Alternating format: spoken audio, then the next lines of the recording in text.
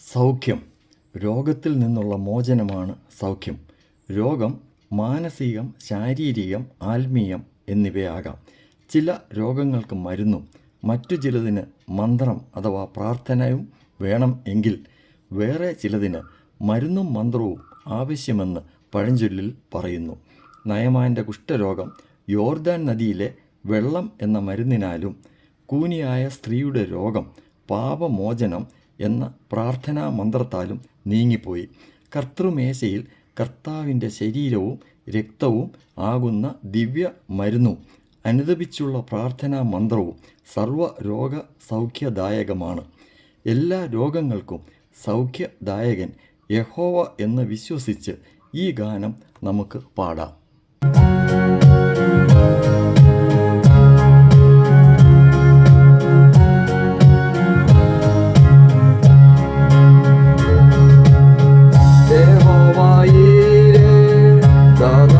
ദൈവം നീ മാത്രം മതി എനിക്ക്.